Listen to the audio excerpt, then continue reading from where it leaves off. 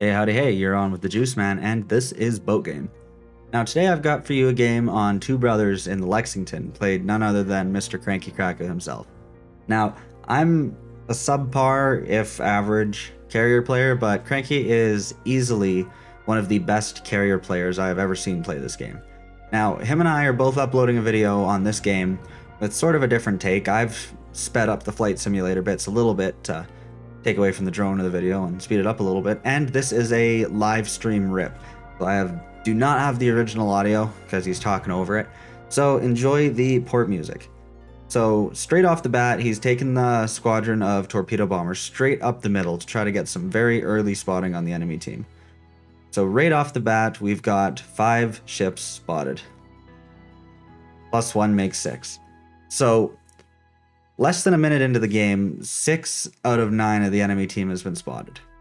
So the priority now, if you look at the roster, there's 1 destroyer on the enemy team, and it's a Fletcher. So he's going to go have a look around for this Fletcher, just in case he's playing this side. The Parseval has already sent his torpedo bombers up this side and doesn't appear to have thrown any fighters anywhere, which is a lot of the time a pretty good indicator of where an enemy destroyer is going to be, if they're either divisioned with the enemy carrier or the enemy carriers trying to be helpful with fighters, but inevitably gives the position away.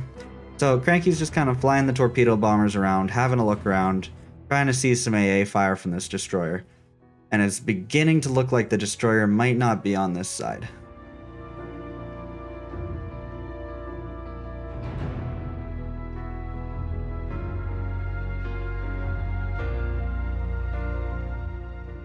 So now he's got the Boise in his sights.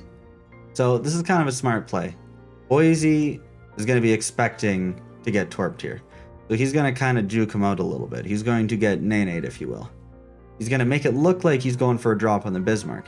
Bismarck's going to start maneuvering, and now that he's caught the flat broadside of the Boise without really paying attention, he's going to use these islands to get some cover from AA and execute a pretty well picture-perfect torpedo drop on the Boise. 1, 2, 3 torpedoes for 18,850 damage. Now, personally, I would say the best part of the Lexington's kit is the dive bombers, dealing massive damage, setting lots of fires, but do not sleep on the torpedoes. Against cruisers and destroyers, these torpedoes are insane. You can even hit destroyers with the bombers if you needed to, but torpedoes should probably be the first option. So, still 4 planes left in the air. Not really much to do with them, so he's going to throw some torps at the front of this Georgia and head back to the carrier.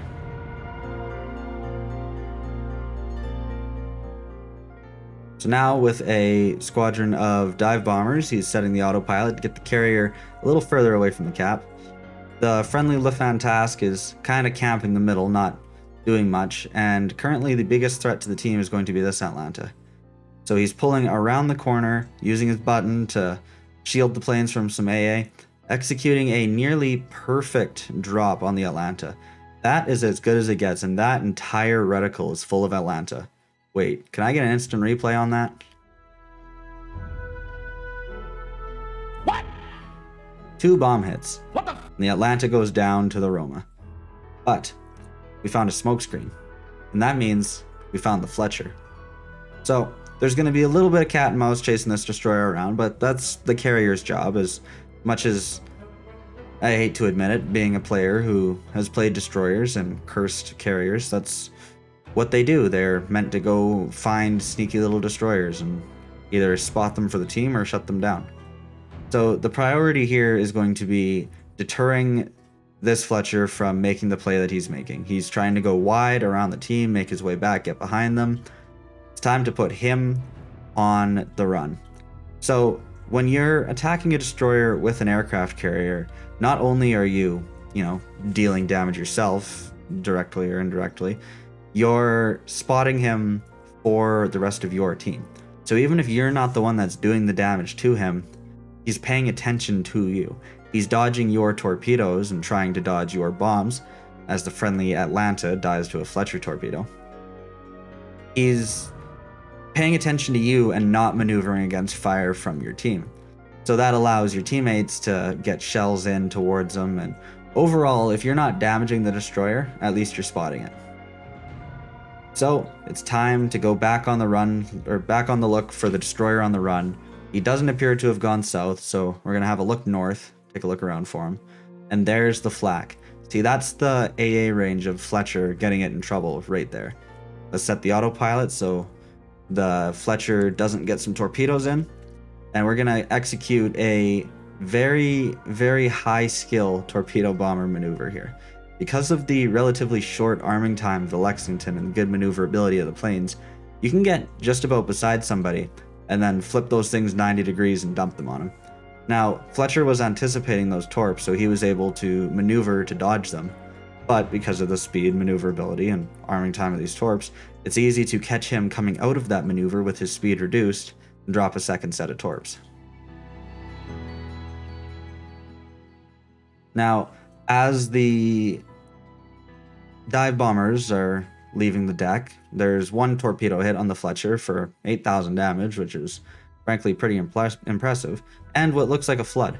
So Fletcher's in really big trouble now. The friendly Weimar is just making it up to this corner. Now, the Weimar probably could have dealt with the Fletcher on his own, but based on what happened to the Atlanta, it's entirely possible he couldn't. So I'd say being here with the planes to spot and deal damage was absolutely the correct thing to do. KrAnKy secures one bomb hit with 4 incapacitations, just a little showing of the splash damage of this thing. And if you look at how he's aiming this reticle, he's anticipating all of the movements of this destroyer. So he'll be in the reticle by the time the bombs hit the water. And that's something that you can only really get through skill and experience.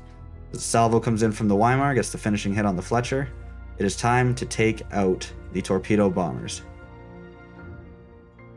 So now that the destroyer is dead, the main job of the carrier is get rid of destroyer. Once the destroyer is dead, you can go farm damage. Now, our friendly Roma is in a bow-on battle with this Vanguard and charging towards him at full speed. Vanguard's hard in reverse. So KrAnKy's going to take advantage of Vanguard being distracted and dump some torpedoes into him.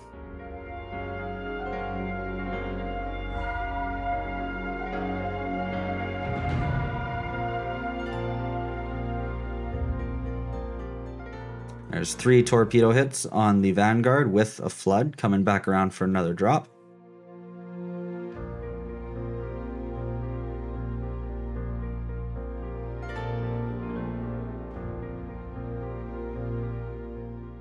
Back to the carrier for the dive bombers.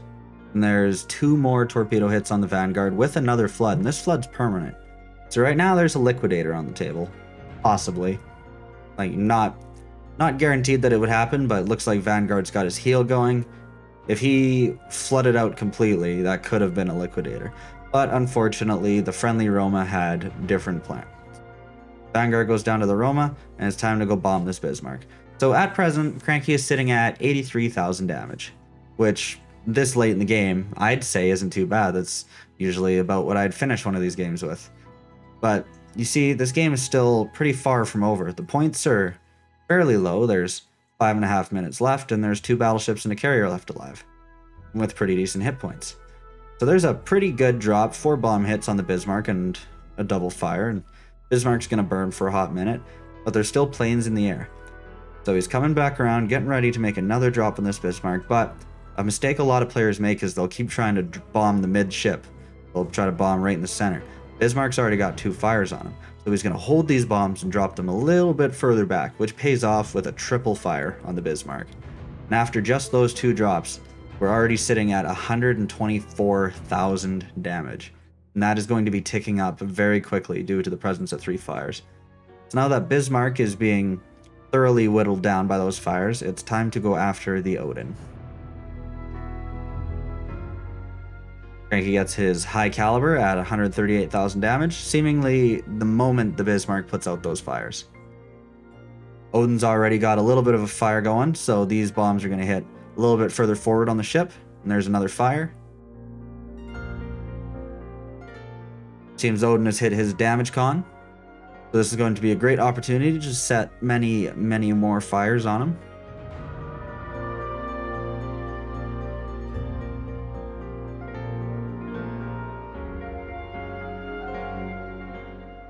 And bam, there's the Confederate medal and another fire on the Odin with 3 bomb hits, sitting at a cheeky 161,000 damage.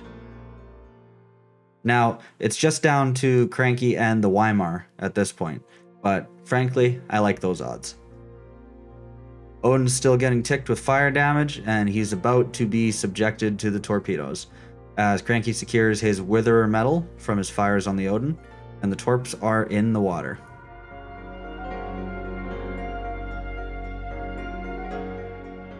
And there's 3 torp hits and a permanent flood on the Odin.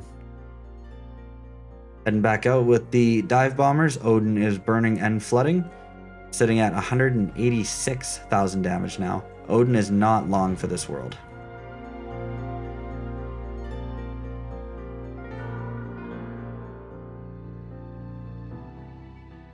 Now, something else you'll notice is 186,000 damage and 0 kills. So I think it's time Cranky gets what he deserves and manages to kill something this game, managing to secure 800 something hit points off of that Odin for the well-deserved red ribbon. So now it's just Cranky and the Weimar versus the Parsival. And there's something that Lexington can do to Parsival that's very yucky. Parsival can do something similar to other carriers, including the Lexington, but we're not going to talk about that, because Parsival's got a whole laundry list of problems of its own. This is true balance. 5 bomb hits, 3 fires, 5 planes shot down. Absolutely brilliant. So, this game is pretty well wrapping up. Weimar's taken some cheeky shots at the Parsival. Weimar's going to finish off the Parsival before Cranky can get there with the torpedo bombers. So this game is closed out at 201,612 damage, which is just absolutely nuts, especially in a tier 6-7 game. Just absolutely bonkers for me anyway. Like, I'm sure there's people that could do that regularly, Cranky included, but it's just nuts. It's so much damage. 10 spotting ribbons, 12 torpedo hits, 27 bomb hits, 10 end caps, 1 kill, 9 fires, 4 floods, 5 planes shot down, a Witherer, Confederate, high caliber medal, and 2,800 base XP. So, if you liked this video, feel free to slap like, slap subscribe, and feel free to go check out the same game commentated by the player himself, Mr. KrAnKyKrAkA, over on his channel. I'll drop a link in the description. Please go check that out and slap subscribe over there. He's a carrier main, and if you're interested in aircraft carriers and aircraft carrier content, he's looking to become a very aircraft carrier focused community contributor, because presently a lot of us community contributors aren't super into playing aircraft carriers. Like, we'll play them from time to time, but we're mostly into surface ships. But Cranky is through and through an aircraft carrier main, and I can't think of anyone more qualified to give advice on how to play them. So definitely go check that out, and I will see you all in the next one. Bye-bye.